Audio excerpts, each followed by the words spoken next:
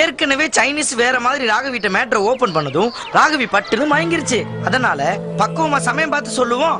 எப்போ சொல்லுவோம்டா. ஒரு mega serial அதெல்லாம் கரெக்டா சொல்ல முடியாது. நல்ல நாள்ல ஒரு வீக்கெண்டா பார்த்து பஞ்ச் வைக்கிற மாதிரி சொல்லுவோம். இவன் ஒருத்தன். டேய் ராகவிடா,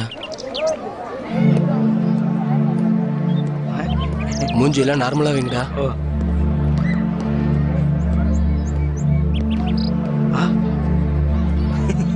தல பச்சையோட பிளாஸ்மா டிவில மொத்த சீன் அப்படியே ஓடுது பாரு.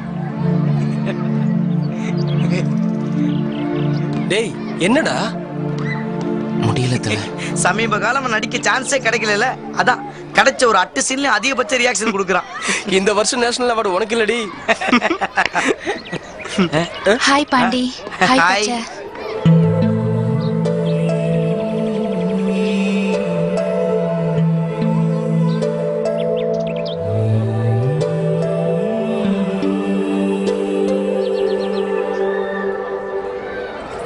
வீட்ல ரொம்ப கஷ்டமோ? ஏன் இல்ல, 2 ஆயுதம் கொண்டு வந்த போல எனக்கும் பச்சைக்கு கொடுத்ததும் ஹாய் காலி ஆயிடுச்சே. நாளைக்கு வரும்போது 3 ஆயா கொண்டு வந்து தலைக்கு ஒண்ணு சேர்த்து கொடு. என்ன கிண்டலா? இல்ல சிக்கல் தீந்துடும் பாக்குறேன், இழுத்துக்கிட்டே போகுதே. அதை விடு. நேத்து எங்க போயிருந்தீங்க? ஆசிரமத்துக்கு. ஆசிரமத்துக்கா? அது வந்து நம்ம ஜாம் பஜார்ல ஒரு ஆசிரமம், லகலகானந்த சுவாமிகள். கேள்விப்பட்டதுல? இன்னைக்கு உன் கொலை வரைக்கும் நான் தான் கிடைச்சேனா? நிஜமா ராகவி, சாமியை பார்த்து கும்பிட்டதும் கையில ஒரு லட்டை கொடுத்து லகலகலகான சந்திரமுகி ரஜினி மாதிரி சவுண்ட் விட்டே ஆசீர்வதிக்கிறாரு. சாமி பேரு ஜாம் பஜார் ஜக்கு, பெரிய ரவுடி. ஒரு தடவை போலீஸ் லாடம் கட்டினப்ப ஞானம் வந்து ஜக்கானந்தா ஆயிட்டாரு. ஆனதுக்கு அப்புறம் தான் ஜக்குன்ற பேர்ல சாமியார் இருக்காருன்றதை தெரிஞ்சுக்கிட்டு ரொம்ப யோசிச்சு சந்திரமுகி படம் பார்த்து லகலகானந்தான்னு பேரை மாத்தி காமெடி ஒர்க் அவுட் ஆலையோ. அழகாதான் ஆரம்பிச்சது, கொஞ்சம் லென்த் ஜாஸ்தியா எம்சி கூட்டிருச்சு. இன்னும் நீ நேத்து எங்க போனன்னு சொல்லல. ஏராகவே இந்த சின்ன கேள்வி கேட்டதுக்கு தான் இவ்வளவு பெரிய கடைய போட்டான். திரும்பவும் கேக்குற. சரி விட்டுடுறேன். நான் பதில் சொல்லியே தீருவேன். வேணா, நேத்து கோயம்பேடு போயிருந்தப்ப விட மாட்டேன்னா உன்னை நீ கேட்டு கோயம்பேடு போயிருந்தப்ப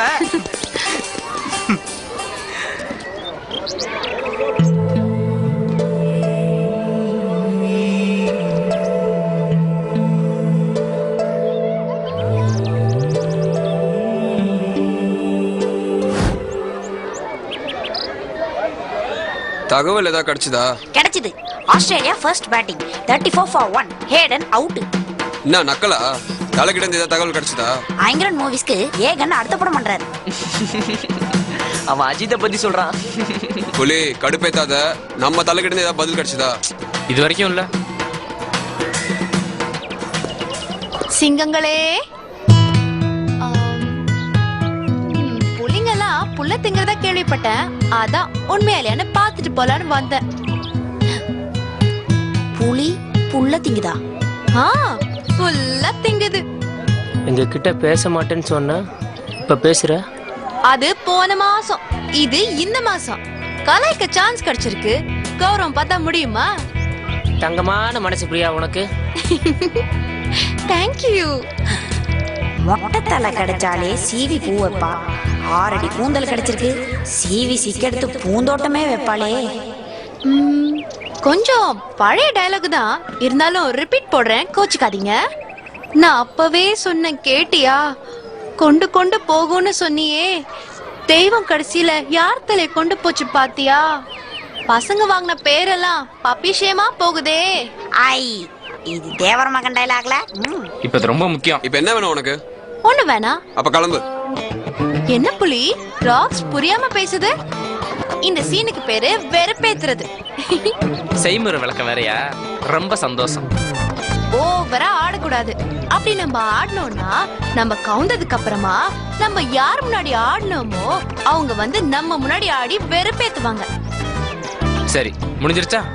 இது ஆடி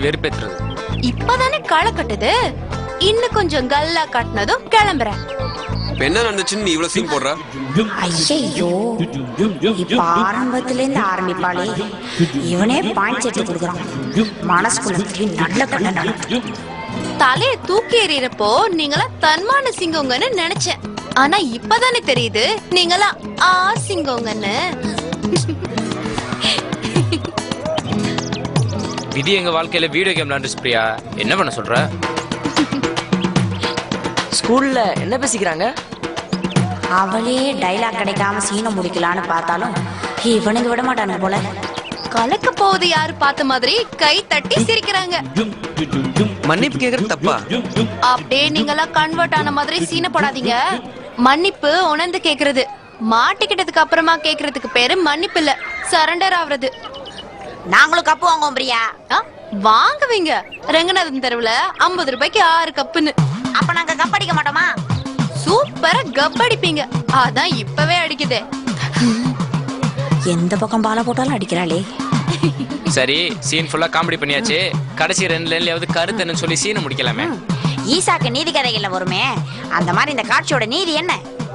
பிறர்க்கின்னா முற்பகல் செய்யின், தமக்கின்னா பிற்பகல் தாமே வரும்.